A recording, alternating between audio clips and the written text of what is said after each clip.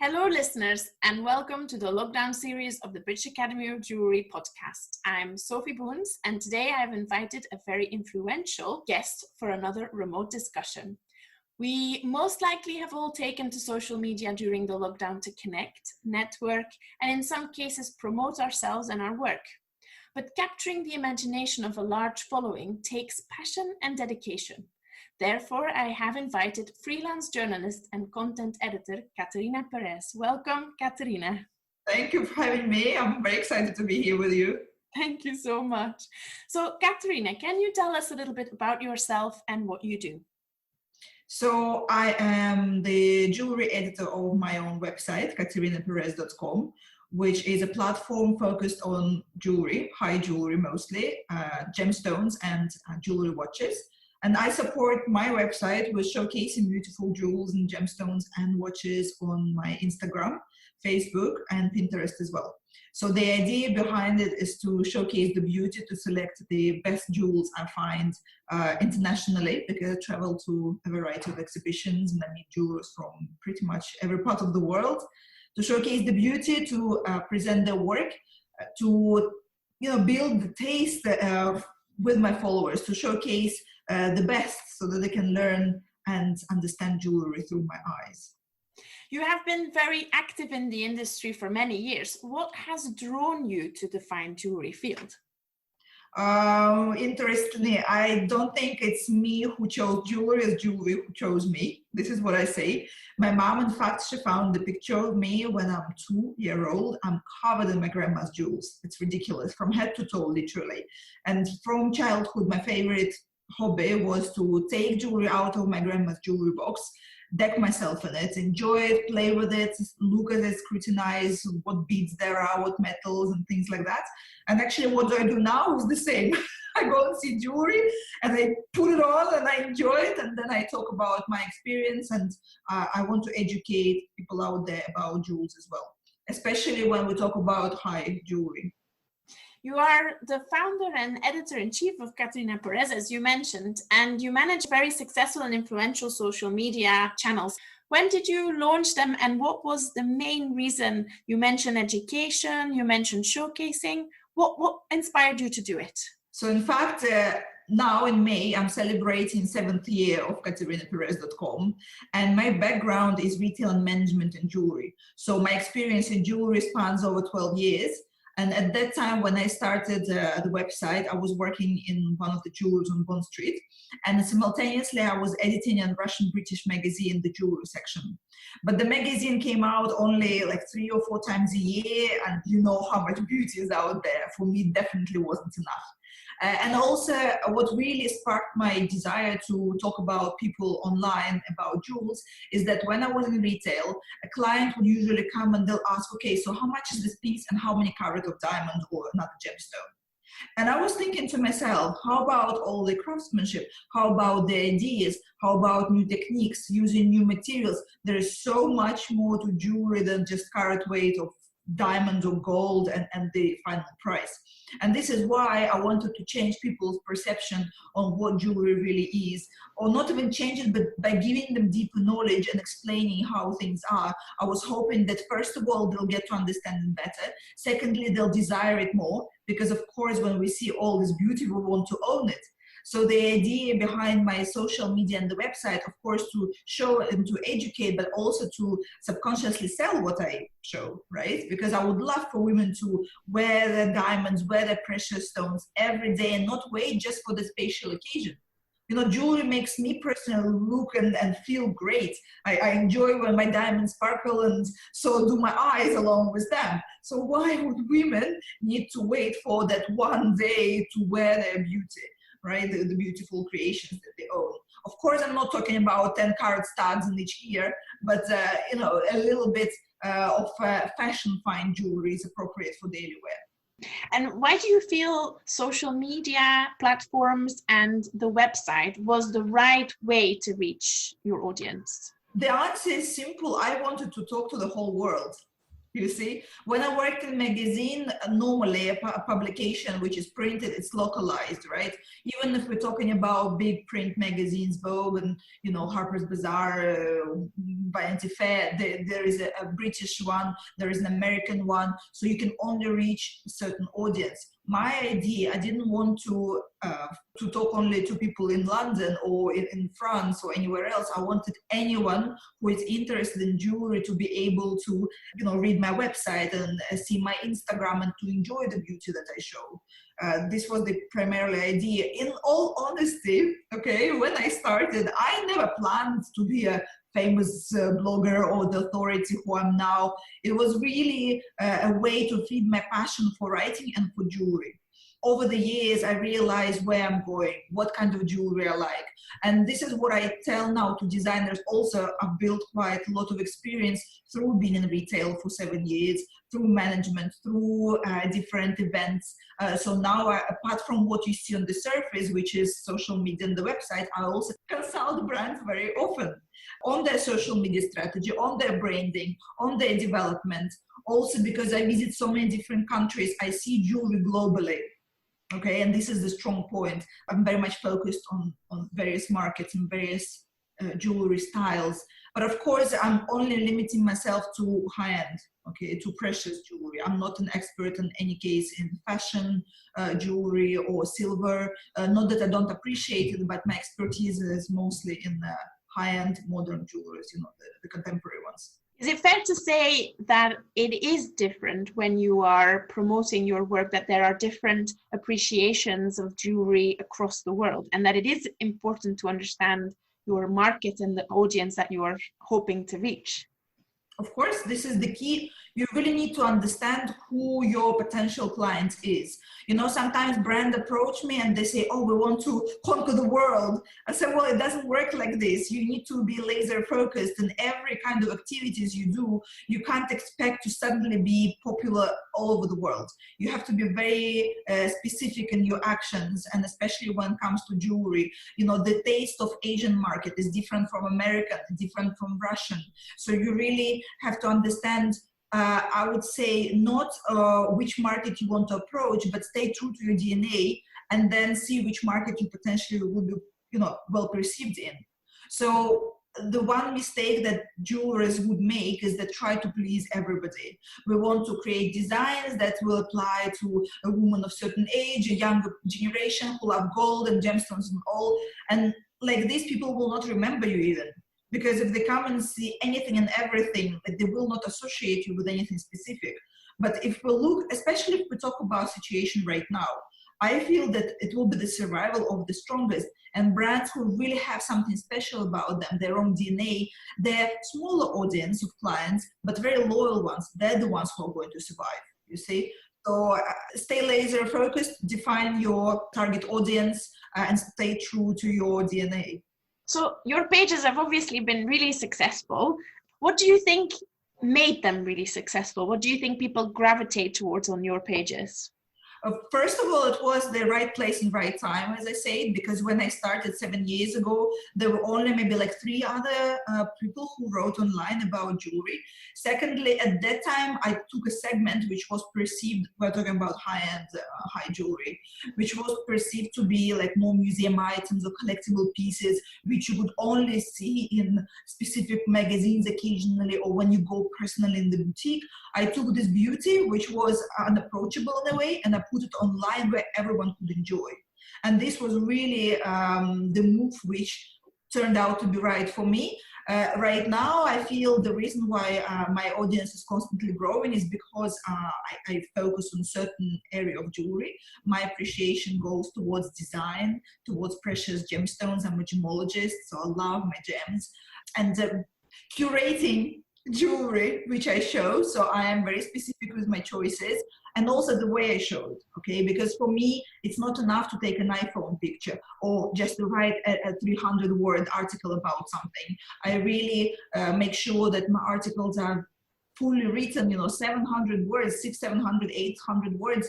Even if it's online, I still want people to go deep into details to understand what type of jewelry I'm talking about, or designer, get to know them better. And I feel that the pictures are equally important as the text, so which you see on my website. And this is why even on my Instagram, I spend time to prepare the captions. It's not like, oh, this is a ring which is sparkly and I love it.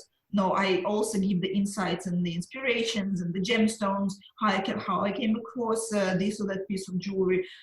So I guess maybe I was a teacher in my previous life, because I love sharing knowledge and educating. And this is one of the reasons why I do seminars. I regularly do seminars about social media or other aspects of the jewelry industry, because I want to share my knowledge. You know, it's important to pass on to another generation or another person who might benefit from it. Otherwise, you kind of lose your purpose. You know, my purpose is to share the beauty, to educate, to inspire, and to keep people positive. I think it's maybe a good way to summarize that you filter, and it's also quality over quantity. Exactly. Oh, this is my motto: quality over quantity. And this is what I show in my work, and this is what I preach to all the jewelers who come to me for consultation. You know, don't create a collection with 20 different designs just because you want to make sure that you have someone who buys it with appreciation for gem or diamond, or larger pieces or smaller pieces. You know, create a more concise capsule collection which will really showcase your personality, which will be different from everyone else, because you know, people really appreciate something unique, and there will always be appreciation for unique. Do you think that is something that has significantly changed in the last 10 years, that there is an audience out there that really is looking for uniqueness in jewelry rather than just the commodity? You see, the meaning and the role that jewelry plays in people's life have changed. So now it's no longer, if you go back 100 years, okay, jewelry was mostly a symbol of status and investment. Because why royals would have so much jewelry? Of course, when they would, I don't know, when the Russians fled the country during the revolution, they had the little pouches with jewelry. That was their pension. Okay.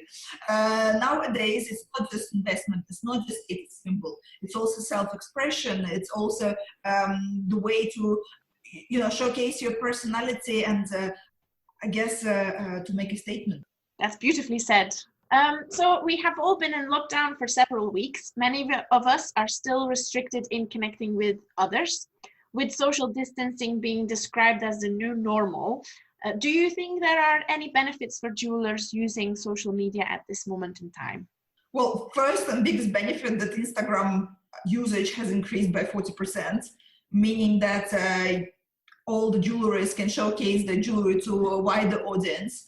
It's the right time to be active, because people actually are stuck at home looking at their phones constantly. It doesn't mean that they're not buying. I mean, we have to really be conscious about what's happening with online sales, with auctions. Christie's sell out, Sotheby's do very well, Fellows auction in London, everyone is doing extremely well online. This is the new way to shop. I mean, not new, but this is the way to shop now, okay?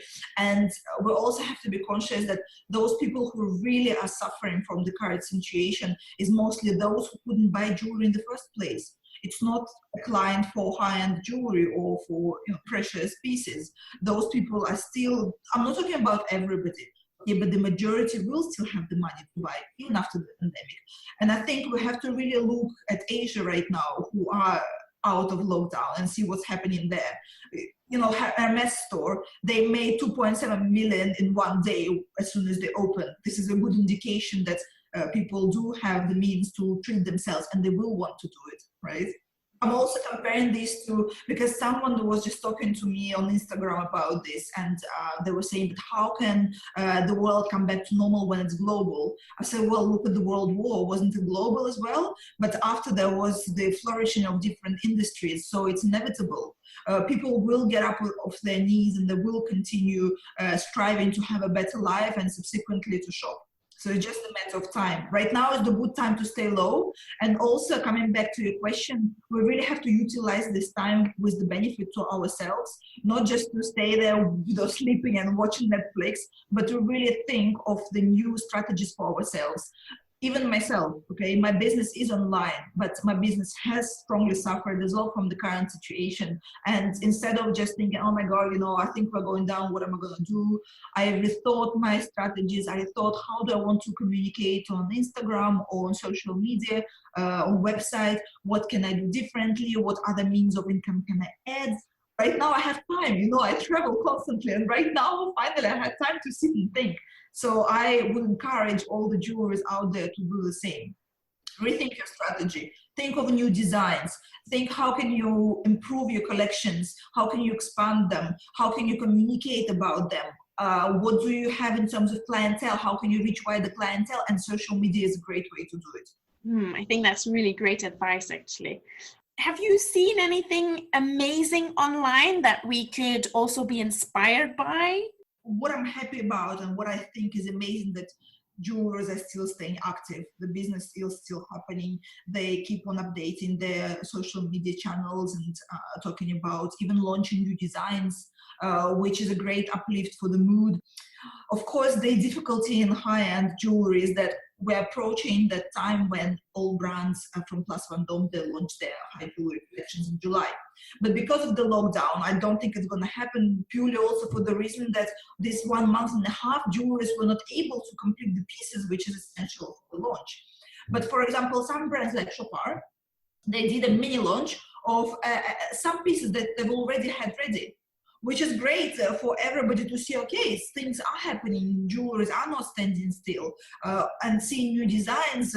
People have saved now money by not shopping and buying anything since we can't go out, and they will be willing to buy. So if jewelers are keen to show some work and continue sharing that they are still working, even if it's on designs, or what are the do's and don'ts when posting anything online or on Instagram or on your website? Are there any major things that they should or shouldn't do? It's important not to treat Instagram as a catalog, okay, because this is what your website will be mostly for. Instagram is your visual story, where you need to communicate not just the latest designs or beautiful pieces that you created in the past, but also you need to introduce your whole world to your followers. The biggest mistake that jewelers do is that they upload pictures of jewelry and that's it. It's important to showcase your inspirations, to talk about gemstones, to show what you're working on. There is Instagram feed and there is stories, and stories can be lighter and more in the moment. You're sitting on the bench, talk about it, what are you working on now? Keep your followers engaged. Followers need to have, it's not just a number, it's people. This network is people to people. They need to feel like they want to follow you. You need to give them a good reason for that, and the reason is to have engaging and interesting content. And I guess, again, now it's a good time to sit down and think, how can I improve my Instagram? How can I make it easier operation-wise? Because many jewelers, they try to manage their social media, website, create. It's too much for one person. So you really need to figure out by using, for example, applications such as I use an app called Iconosquare. It really helps to pre-plan your post, to really get deep analytics, to even compare yourself with your competition. So that's a great tool to have, because the biggest mistake jewelers make is that they wake up and they're like, okay, what do I want to post today? Oh, I can't be bothered, I don't know. And they don't. And then they don't post for 2-3 days a week. And then Instagram doesn't value your account any longer because it's inactive, right? And when next time when you post, much less people will see your posts. And the way algorithm works, you really need to understand. If anyone out there need a consultation on Instagram, this is one of the things I've been doing these past weeks, because lots of jewelers do need that, and they start approaching me saying, okay, Katerina, what do we do here? So this is what I've been keeping myself busy with. That's brilliant. Yeah, and I think it's something as a maker myself that is not always natural. So when you're in the middle of your own work and you're sitting behind the bench, it's not natural to think, oh, this looks really nice for a picture. But by creating sort of a little habit of maybe once a day or twice a day at a certain time to just have a little alarm and say, oh, what am I doing? Could I capture something that is interesting for the people that are out there? That might help to then build the story. Of course. But look, it's a part of the story of a piece of jewelry. We can take a solitaire ring, which only has diamond put into it, and we can have a complex design with a story intertwined in it. And very often a client would gravitate towards the story because it might speak to them. It might have some memories that tie up in it, right? Sentimental value. So, of course, you have to think of the story behind the jewelry as well and showcase it as much as possible on Instagram. Especially when we talk about high jewelry piece, don't just do one post or not necessarily high jewelry, but something which you feel you put so much effort into, okay? If you just post one picture and say, oh, this is a ring with emerald. But if you put a picture saying that this is a ring with emerald, which I worked on for so many days and so many weeks, and it took me a long time to source this emerald, and this is why, educate your clients. Every jeweler is a professional, okay? And every jeweler possesses so much more knowledge than your consumer. And sometimes the desire sparks own a piece of jewelry through understanding it better, through understanding how much work is put into creating something and how much time it took you to source a gem, right? A client finally needs to be explained that jewelry is not an easy thing. It's like every form of art. It's very time consuming, it's painstaking, and it deserves to be appreciated not just in price versus gold or carat weight of stone. There's much more. And this is what I'm trying to do in my work, go into details so people understand that. Is there sort of a do and don't for certain images? Should jewelers consider how they take a picture, or is that not the most important? So no, it's very important in Instagram to have appealing images because people love with their eyes first and then they go and read the caption. If you photos are blurry or the composition of the picture isn't appealing, if the light is bad, people will just go through the picture and won't stop even to read or to look further. So for me, this is why I focus so much on the quality of the images that I produce. This has been one of the keys for my success. But I guess I understand that not every jeweler is able to produce beautiful quality images because they are jewelers, they're not photographers. What I've done in my time, I've invested in a camera. It's Canon 70D, which has a touch screen and a flipping screen that allows you to take selfie, that allows you to manipulate it easy. And it has macro lens, 50 millimeters macro lens, which allows for beautiful imagery of jewelry, really capture the details. And the jewelers will need to master it. I've learned how to use it myself. That's the only way. Otherwise, if there is a budget, a small budget to hire a photographer and create a certain amount of images every month, which then can be used on social media, that's perfect as well. The key thing is here not to mix professional with amateur, otherwise it doesn't really give a good image. It doesn't showcase your professional or your amateur approach. It's like you don't understand what you're doing. So what you can do is to create a beautiful feed with professional photos and do fun ones in the moment, more amateur picture and videos in your stories. Because audience really doesn't focus only on the feed or only on stories. They go hand in hand. And as many people watch stories, as many people see the feed, pretty much. There's been many different programs and they've all changed in popularity. So at some point, Facebook was very popular, then Instagram, we had Pinterest. Do you see that this will continue to change? And is it important for jewelers to continue keeping an eye on what the next program is that is reaching their customers? For now, the best app for jewelry is still Instagram. Because there is quite a lot of important potential clients there who don't use Facebook because they don't want to share any personal information. On Instagram, you can be quite anonymous. Also, it's the beautiful and right way to showcase jewelry. There is always some new apps, but how popular are they? I guess the new craze is TikTok, but I don't think it's the right platform for jewelry. The audience is different there. You have to really be mindful of who uses which type of social media applications. When we talk about Asia, which I'm hoping to get through to, it's WeChat, there is Weibo, there is the Red Book. So I'll let you know, guys, how it goes, if I'm gonna succeed there. It's a new type of media for me. Again, I say don't try to master Facebook and Pinterest and Instagram. Focus on one, social media because it can be quite overwhelming, but do it the best you can. Because it only pays off, the biggest misconception is that, I opened Instagram, I'm uploading pictures, why people don't follow me? Because it doesn't work like that. Instagram is, I call it Tamagotchi. There's a toy, the Japanese toy, which you had to feed, when I was a kid, I had one, constantly feed it, otherwise it's gonna die. So with Instagram is the same. You have to constantly be active on it. Otherwise, it's not going to work for you. So brands and jewelers who want to be successful and who want to reach potential sales need to prepare their Instagram for promotion, the right content, engaging content, beautifully photographed jewelry that will encourage people to follow and to comment, which obviously will contribute in the future to the popularity of your Instagram. I think that's brilliant advice. Choose one channel and do it right. Exactly. And this goes back to my theory, you have to be laser focused. You can't just be everywhere and be successful everywhere. I mean, unless you have a huge team, which is a rare subject, okay?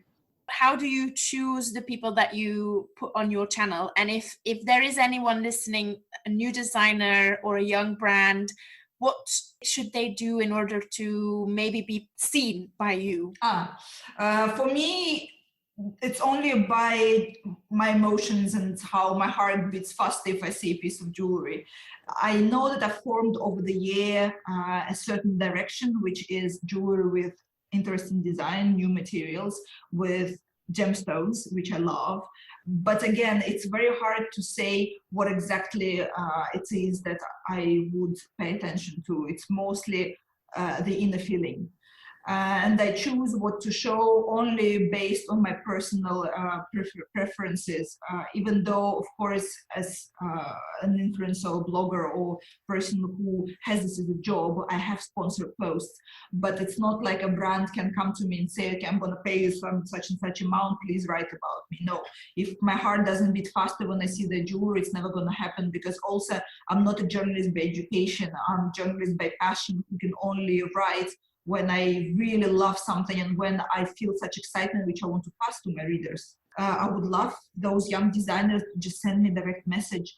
You see, I discover new brands like very often, and in many occasions they have been following me, and because I never got in touch, I never knew they existed. And then for me, it's like, wow, you followed me for so many years. Where have you been? Like, why didn't you talk to me? So of course, I'm very supportive of the younger generation. As you see from my Instagram, I don't focus only on big jewelers or on famous brands. For me, the idea is to showcase young talents, more niche jewelers, the ones who are not worldwide known, because there's so much talent out there and I want it to be recognized. It's not about the size of the company or how popular they are. It's about how unique you are. What's your input to the jewelry industry, right? It's very important to keep this industry alive and to keep innovating and keep introducing something new so that people can get excited, the client would get excited about it. So they are encouraged to connect with you and to send you a message. Should they include any information? Is there something that you need to know from the start? Yes, exactly. When you contact any journalist or an influencer, not just myself, it's very important to showcase the best of your designs. We are very busy people. We wouldn't have time to go on your website to read through a press release which you sent. The intro should be short but punchy with some interesting designs which you feel will catch attention. And that would be the first step. After, you can get in more details. I don't have time for emails which I receive. Oh, I really want you to get to know my company. Here's a press release for 2,000 words. Like, I won't have time for this. Or if I send a press release with no images whatsoever, I'm sorry, I do so much research every day that I can't allow for another, whatever, half an hour to research you as a brand. So that's a little piece of advice, be short, be down to the point, showcase the best.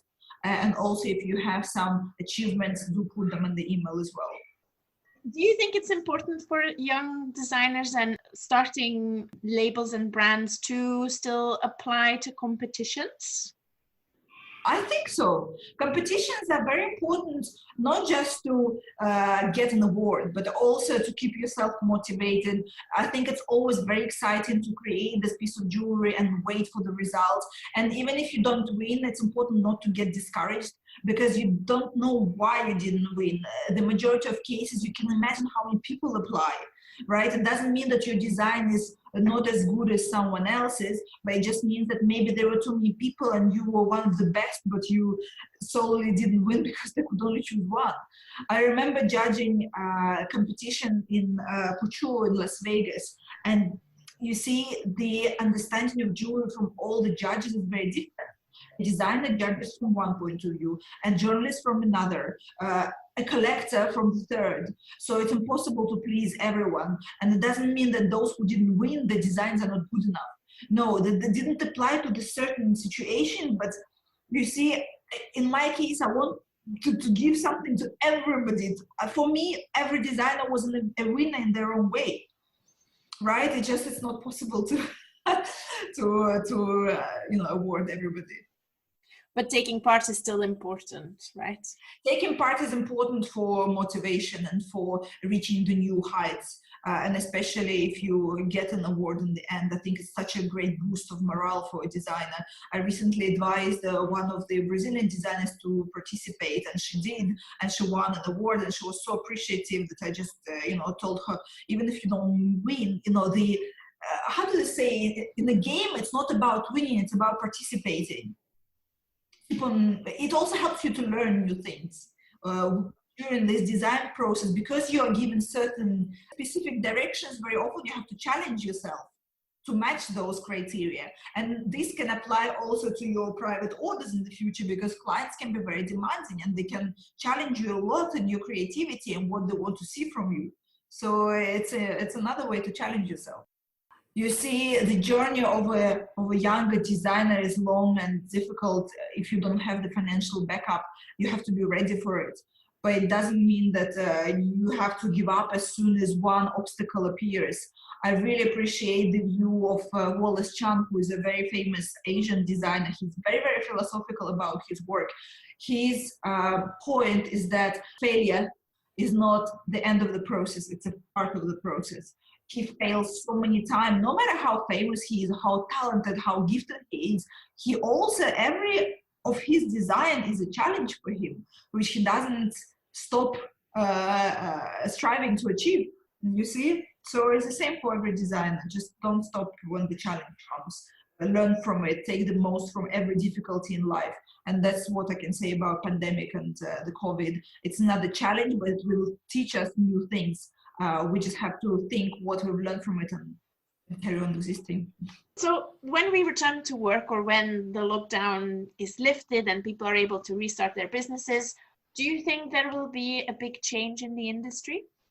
I wouldn't call it a big change. There will certainly be shifts. As I told you, it's the survival of the strongest. I do believe that some jewelers will probably cease to exist, sadly, especially the startups, which I really feel for, and I wish there was a way for the industry and bigger jewelers and bigger designers to, put together some kind of funds to support the younger talent. There will be also a positive, result out of it, because I know that many jewelers explored their creativity further.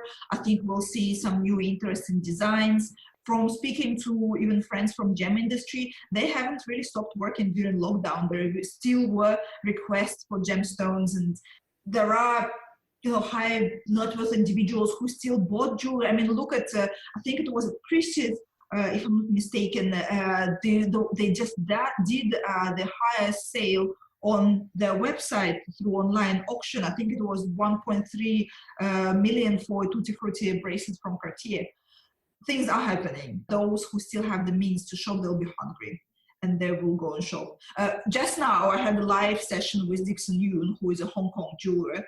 He was telling me that after the lockdown, they have been doing well. Like even today, they made an important sale. While because people are, they want to feel normal, they want to shop again, because having the beauty also makes you feel uplift your mood, right? Yes, I mean, jewelry we've been buying and wearing it probably for as long as we've been able to. Exactly. I imagine that this will not change. They say beauty will save the world. My little childhood story, which I always keep in mind, I think it's to boost people's morale, because when I was little, my mom used to read me this story about two frogs, which were jumping in the forest, and suddenly they jumped into this pot of milk. And they were like, oh my God, what's going to happen now? We're drowning. And they were drowning, and one of them gave up and hit the bucket. Another one was like, no, this is not for me. I'm going to fight till the end. She was trying to swim and swim and swim, and then she got the milk into butter.